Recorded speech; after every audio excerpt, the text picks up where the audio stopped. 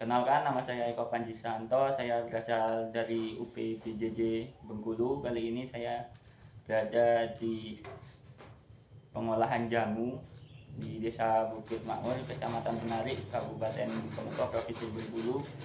Kali ini saya bersama narasumber saya sekaligus pemilik usaha jamu ini. Boleh diperkenalkan namanya Ibu? Ya.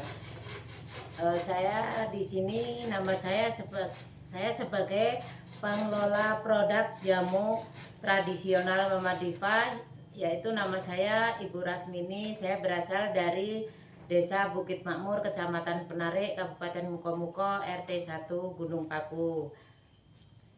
Ya, untuk kali ini Bu, saya ini untuk menganalisis studi kelayakan agribisnis untuk aspek non finansial.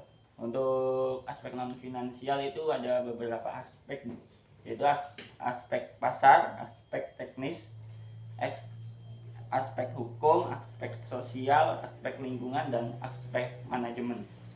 Ya. Langsung saja Bu, untuk pertanyaan yang untuk aspek pasar ini. Yang untuk aspek pasar, kami pemasarannya sudah sampai beberapa kecamatan, bahkan kabupaten, provinsi, ataupun pergi ke luar negeri. Walaupun itu hanya melalui pesanan-pesanan baik secara online ataupun offline. Untuk respon konsumen bagaimana terhadap produk Ibu? Alhamdulillah responnya baik, dan banyak masyarakat yang sudah mengkonsumsi jamu saya itu kebetulan cocok sesuai dengan apa yang sudah dirasakan tentang khasiatnya. Untuk pemasaran produk Ibu ini masih offline apa online? Apakah sudah mempunyai toko e-commerce? Kalau mempunyai toko e-commerce mungkin belum, cuman sudah melalui offline dan online pun sudah, melalui Facebook atau nomor WA atau WhatsApp, memakai IG gitu. Instagram. Iya, Instagram. Untuk produk ini satu bulan berapa pieces yang bisa terjual? Sekitar 20 sampai 25 pieces itu produk yang besar, yang standar satu piecesnya itu 7 ounce.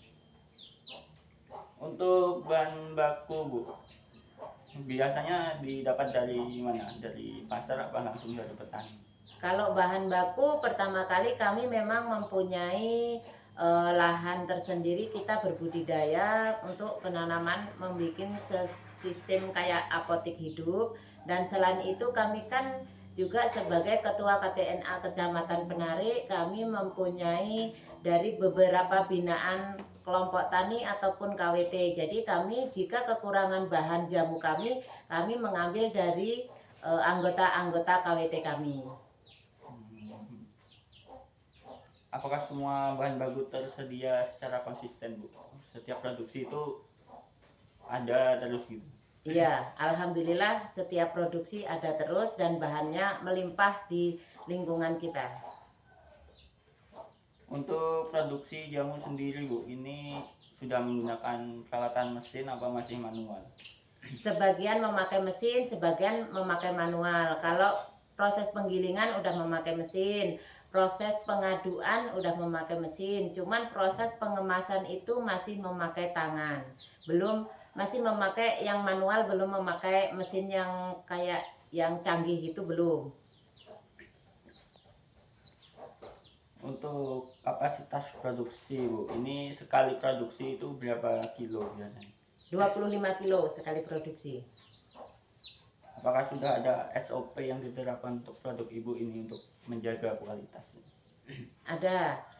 Pertama kali tentang bahan usia bahan yang mau kita pakai itu kita pilih dari bahan-bahan yang benar-benar berkualitas bagus. Yang pertama, usia jarak penanaman sampai pemanenan itu minimal, ya maksimalnya minimalnya itu harus 6 bulan sampai 7 bulan supaya kualitas jamu saya ini terjaga. Karena jika bahan-bahan yang kurang tua, kurang memenuhi persyaratan itu nanti akan berpengaruh dengan produk-produk hasil produk jamunya yang akan kita kelola jika kurang dari usia 6 atau 7 bulan.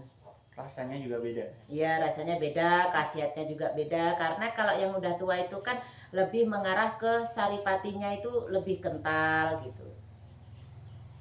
Untuk usaha ini apakah sudah memiliki surat izin? Alhamdulillah sudah mempunyai NIB dan sudah masuk ke aplikasi Si-Inas. Jadi produk kami ini udah keluar barcode-nya. Di dalam kemasan itu pun udah ada barcode-nya. Jadi jika ada orang yang ingin tahu ini misalkan produk dari mana gitu, bisa di-scan melalui barcode itu dan itu bisa dilihat dari seluruh dunia. Untuk pengurusan izinnya apakah ada kendala dalam urus izinnya? Kalau surat izinnya untuk saat ini yang baru proses yang masih mau diurus lagi kan yang PIRT dan label halal masih dalam proses pengurusan. Untuk ini apakah masyarakat sekitar mendukung adanya usaha ini, usaha produk jamu di sekitar desa ini?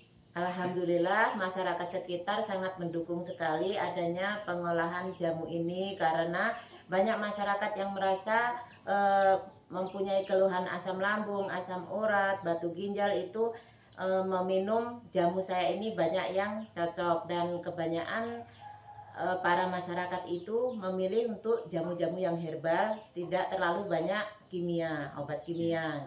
Organik ya. Ya. Apakah usaha ini melibatkan tenaga kerja lokal? Ya, melibatkan. Untuk ini aspek lingkungan ini, untuk pengolahan limbah ini gimana, Bu? Untuk pengolahan limbah alhamdulillah tidak mengganggu sama sekali, malahan kami bisa saling menguntungkan.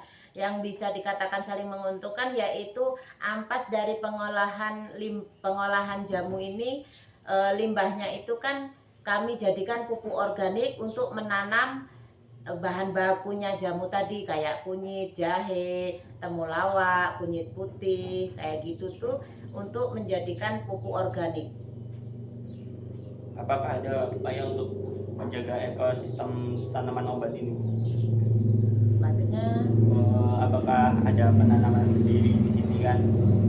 ya ada, kami berbudidaya, kami khusus membuat apotek hidup itu baik di lingkungan rumah ataupun di perladangan, di perkebunan. Untuk ini pendapatan bahan baku ini diperoleh secara ramah lingkungan dan berkelanjutan.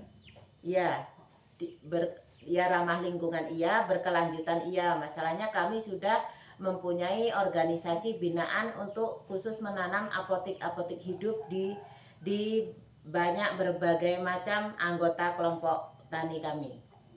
Untuk aspek manajemen ini, Bu, Ibu sendiri yang menjadi kepala ini? Ya, alhamdulillah untuk sementara ini saya sendiri, baik yang sebagai pengelola ataupun pemasaran, bagian pengelola, pemasaran, pengemasan dan lain sebagainya itu baru saya sendiri untuk saat ini. Belum ada pembantu yang lain untuk membantu memasarkan atau gimana tentang kedepannya kemasannya mau yang seperti apa lagi belum ada. Saya rasa cukup sekian, Bu. Iya, terima kasih. Terima kasih atas meluangkan waktunya. Iya, sama-sama.